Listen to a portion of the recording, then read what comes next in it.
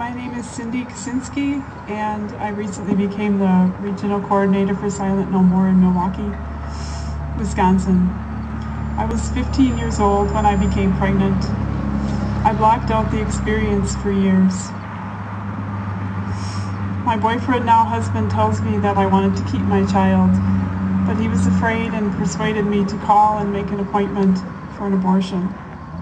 My relationship with my father was unhealthy, and I didn't want to put my mother through the shame of my indiscretions. I didn't listen to my heart and had an abortion at the end of my first trimester. I don't remember the procedure. I can only recall lying on a cot afterward and the deep sadness that filled the room. Unbelievably, less than 6 months later, I became pregnant again. I remember standing at the facility counter waiting to hear the results of my pregnancy test and passing out when I found out I was pregnant. The facility wouldn't perform another abortion unless I was given twilight anesthesia, a conscious sedation. I couldn't afford it and was frightened and chose to find another facility that would perform the abortion without the anesthesia. I repeated the trauma and abuse and kept the feelings to myself. This time I remembered the room, holding my stomach from the intense pain, the sound of the machine, and the emptiness that remained. My boyfriend had to pull the car to the side of the road on the way home so that I could throw up. When I got home, I walked through the kitchen past my mom and sister to my bedroom and lay in my bed with at first a feeling of relief that quickly turned into an oncoming wave of numbness and depression that would follow me for years. Parental consent wasn't needed back in 1980-81, and my family never knew what I was going through. I was afraid to tell them, and I had school to go to and had grown used to burying my feelings and running away from pain. I had a conversion experience back to my faith almost 10 years after my second abortion, and my husband and I were blessed with a son, our third child. I went through post-abortion healing and received the sacrament of reconciliation. This was the beginning of my healing journey.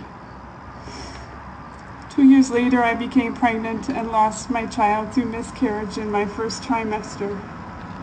My husband and I didn't grieve our loss at the time. Several years later, I participated in Rachel's Vineyard, a post-abortion healing retreat, and we were also blessed with another son, our fifth child.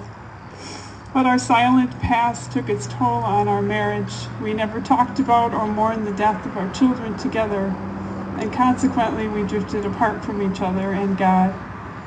We had stopped going to church, and I lost sight of what I needed most in my life and became critical of religion, among other things. I wandered around and experimented with different beliefs and ideas. But what was happening is I was running from grief. I could no longer pull into my mother's driveway and see her pro-life bumper sticker, "Abortion stops a beating heart." I told my husband I had to talk to my mom and stop carrying this lie inside. It was oppressing me. In time, he accepted this. And the depths of my tears surfaced when I told my mom, and she held me gently in the midst of my grief. It's taken 28 years to truly acknowledge my pain, and the healing continues. God is awesome. Undeserving as I am, He's given me the gift of faith back again. He scooped me up out of darkness and despair and holds me in the palm of His hand. Walking through the grief and pain with Jesus, He leads me to healing, His redemption, joy, and hope for the future. I hope all will become educated in fetal development, abortion procedures, and the physical, psychological, and spiritual grief that abortion brings. Life begins at conception, and abortion kills children. Every person from the beginning of life to his or her natural death is a precious gift from God. And God is love. He loves, forgives, and wants to heal us from our sin. He sets captives free and corrects our path. This is why, with God's grace, I am silent no more.